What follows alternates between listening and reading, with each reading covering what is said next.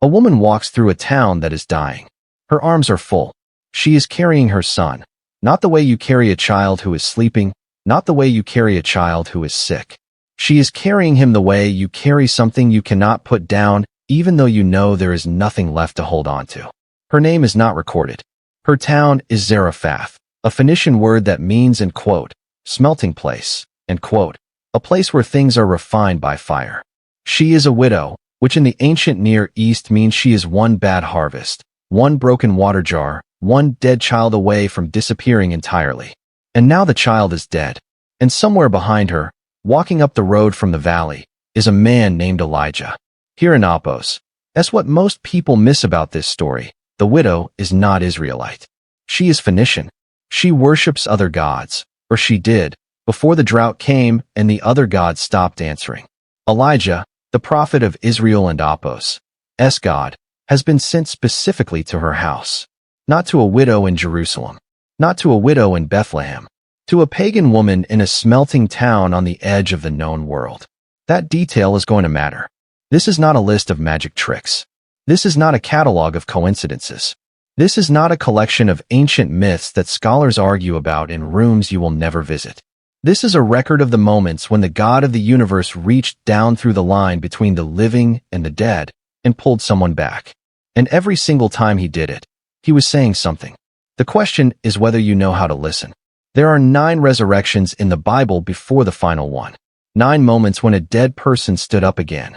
And one of them has no name attached to it at all. No widow weeping. No prophet praying. Just a body, a grave, and a set of old bones. And then a man on his feet who had been dead a moment before. We will get to that one. But not yet. Elijah takes the child from the widow and Apos' arms. He carries him upstairs. He lays him on his own bed. And then he stretches himself out on the child 3 times, body over body, breath over breath. And he prays. The Hebrew of his prayer is almost an accusation. He says to God, literally, end quote, "Have you brought calamity even upon the widow with whom I sojourn, by killing her son?" End quote. Even Elijah, the man who called fire from heaven, the man who outran a war chariot in a rainstorm, even he does not know what God will do next. And then the child breathes. The Hebrew says the nephesh of the child returned to him. The nephesh, the deep word that means breath, soul, the animating life that God breathed into Adam at the beginning of everything. It came back into this small dead body in a room above a widow and Apos' house, in a town at the edge of nowhere. The breath of life came back. Elijah carries him downstairs. He hands him to his mother. And the woman, this Phoenician widow who had nothing left, says words that would echo through 1,000 years of Israel and Apos' history. End quote. "Now I know that you are a man of God, and that the word of the Lord in your mouth is truth." End quote. She did not say she believed in miracles in general. She said she believed this man carried the truth of God in his actual mouth. Stay with me, because the next prophet does almost the same thing, and the differences tell you everything. Elisha is not Elijah. He is larger, more patient, less volcanic. Where Elijah was a flame, Elisha is an ember, quieter, longer burning. A wealthy woman from the town of Shunem had built him a room on her roof, a place to stay whenever his travels brought him north. Out of gratitude, he promised her that the child she did not have would be born within the year. The child came. He grew. And then one summer morning, he collapsed in the field beside his father. A probable heat stroke, sudden and catastrophic. And by midday, he was dead in his mother and Apos' arms. The woman rode to find Elisha. She did not tell her husband the child was dead. She told her servant to drive fast and not slow down. She found Elisha at Mount Carmel, and she fell at his feet, and she would not let go. His servant Gehazi tried to pull her away. She refused to move. She said, end quote, "Did I ask my Lord for a son? Did I not say, and Apos, do not deceive me, and Apos?" End quote. There is a grief in that sentence that is almost unbearable. You did this. You gave him to me. And now he is gone. Elisha went to the child. He lay over him, mouth to mouth, eyes to eyes, hands to hands. Once. Nothing. He got up and walked through the house. He lay over the child again. And this time, the child sneezed 7 times and opened his eyes. 7 sneezes. Not one dramatic gasp. 7 small, ordinary sneezes. There is something almost tender about that detail. The body coming back into itself slowly, finding its breath again, the lungs relearning their job. But here is the part nobody tells you. Decades later, after Elisha was old and sick and nearly dead himself, raiders came into the land. A group of Israelites was burying a man when the raiding party appeared over the hill. In their panic, they did not finish the burial. They threw the body into the nearest available tomb, which happened to be the tomb of Elisha. The body touched Elisha and Apos' bones, and the man came to life and stood on his feet. No prayer, no prophet stretching himself out, no nephesh returning dramatically. Just contact with the bones of a man who had served the living God, and a dead man standing upright in a grave. That is the nameless resurrection I told you about at the beginning, and it is one of the strangest verses in the entire Old Testament. We will come back to what it means. But right now, something is coming that makes all of these look like a prelude. So far, you have seen 3 resurrections, 1 through Elijah, 2 connected to Elisha, and in each one, the same pattern is forming. These are not random acts of power. They are demonstrations of something. The prophets of Israel and Apos' God carry the authority to do what no other god in the ancient world could do. Reverse death. Not delay it. Not fake it. Reverse it. And if that is what a prophet can do, what happens when someone more than a prophet shows up? If this kind of content matters to you, consider subscribing. It helps more people find these stories. Now, let Apos' go further. A man named Jairus is running. He is not supposed to be running. He is a ruler of the synagogue, one of the most respected men in Capernaum, a man who stands at the front of the room on Sabbath mornings while everyone else sits. He is the kind of man who does not run through the street. He does not fall to his knees in public. He does not beg. He is doing all of those things right now. His daughter is dying. She is 12 years old, and the only person Jairus has heard of who might be able to do something, anything, is a teacher from Nazareth who heals people on the shore of the lake. So Jairus runs. He finds Jesus in the middle of a crowd.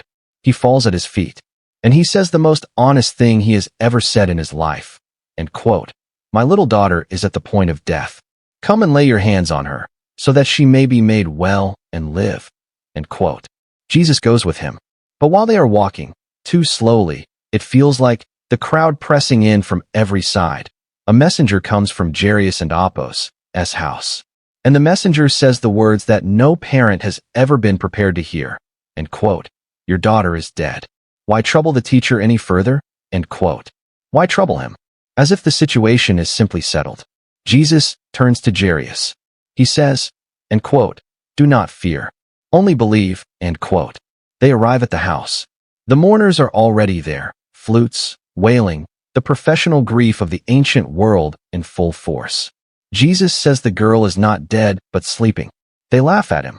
In the Greek, the word is katagaleo. They laugh him down. They ridicule him openly, the way people laugh when they have seen enough of the world to know how it works. He puts them all out of the house. He goes into the room where the girl is lying. He takes her hand, and he says 2 words in Aramaic, his home dialect, the language his mother taught him, the language of the Galilean hills, Talitha Kumi. "Little lamb, arise." Not in quote, "Child," end quote. Not in quote, "Girl," end quote, Talitha. Little lamb. It is the most intimate word in any of these accounts. It is the word you would use for something small and beloved in yours.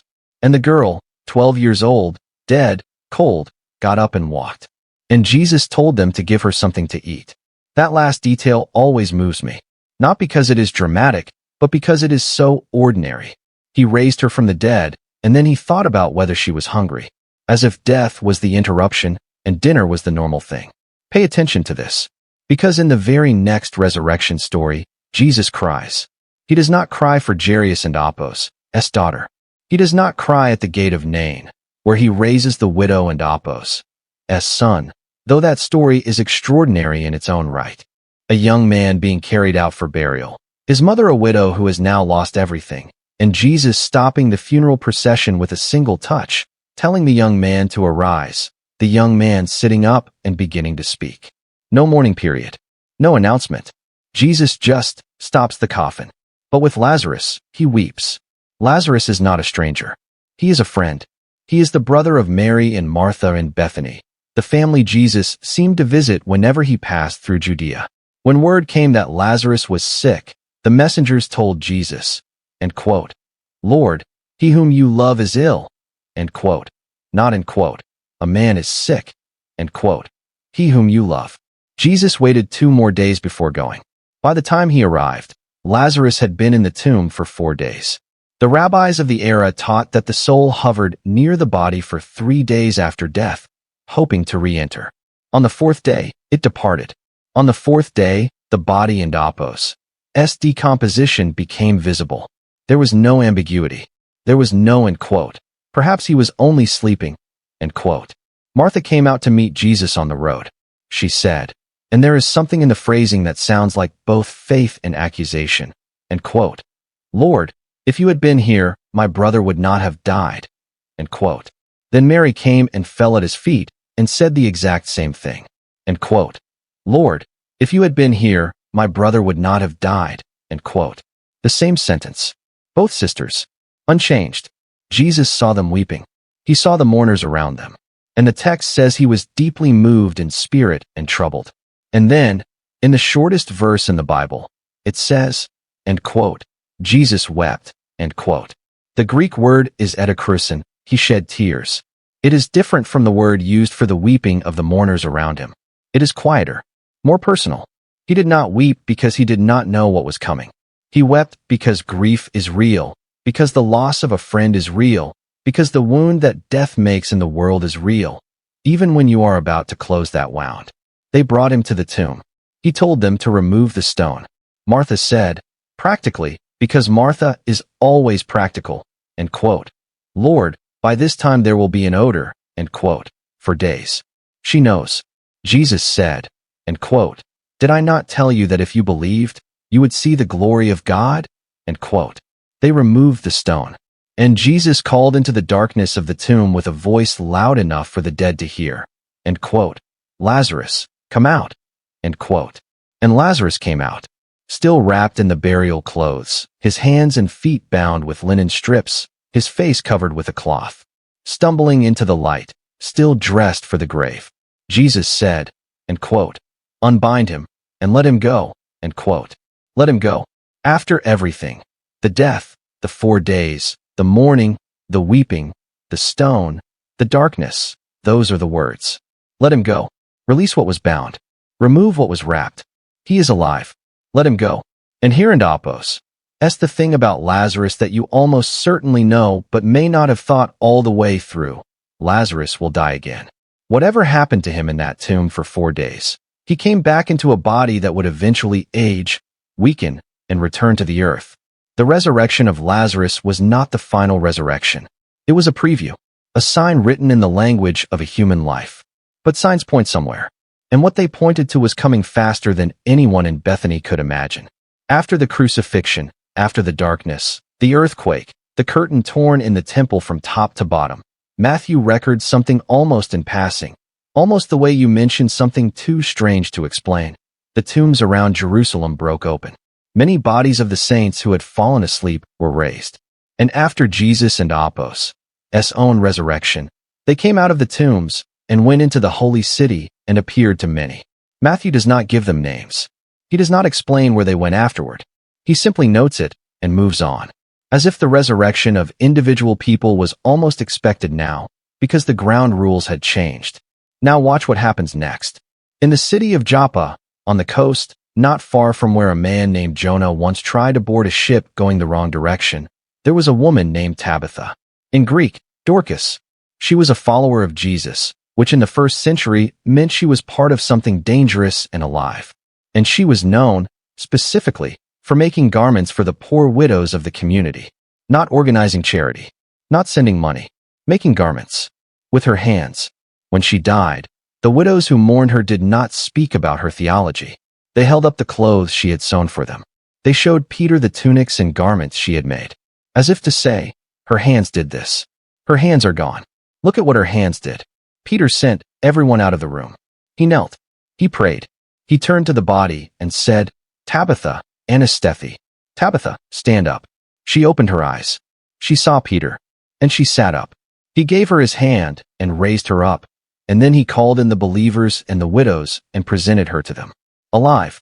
And then there is Eutychus, a young man. The Greek says Neanias, a teenager, in the city of Troas, sitting in a third-story window during one of Paul and Apollos' sermons. It was late. The room was full of oil lamps, the heat and the light and the length of the teaching, and Eutychus fell asleep and fell. 3 floors. They took him up dead. Paul went down, bent over him, embraced him.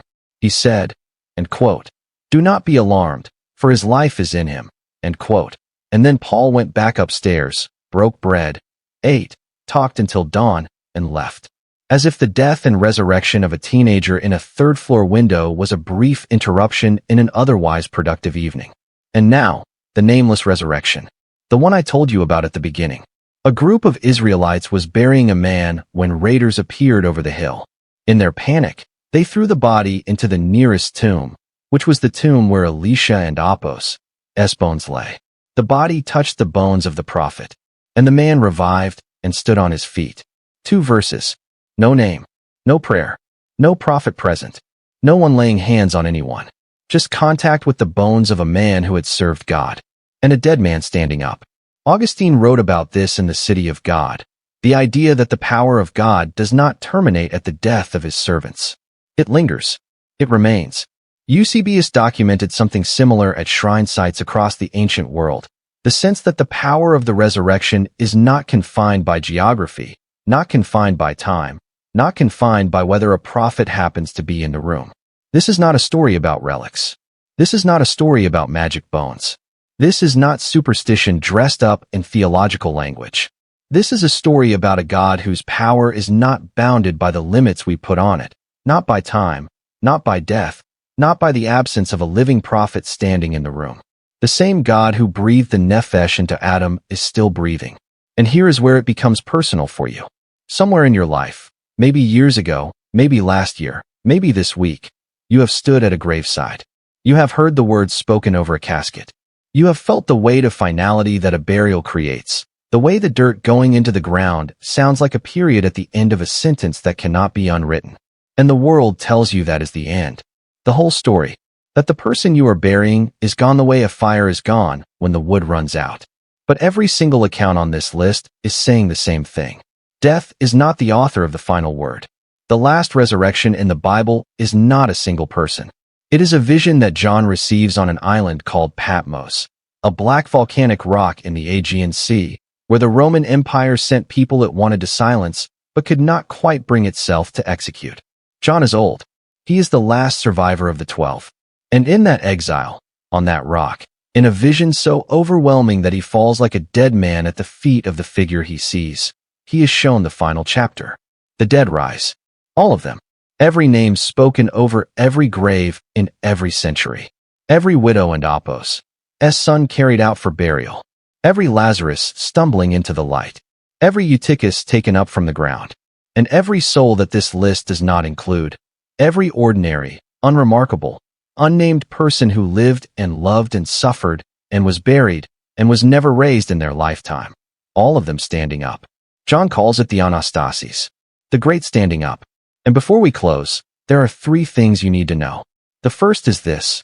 Every resurrection in the Bible is a sign, not just an event. Elijah raising the widow and Apollos' son was God signing his name to a message. I am the God of the living, and I cross every border, even the border of death.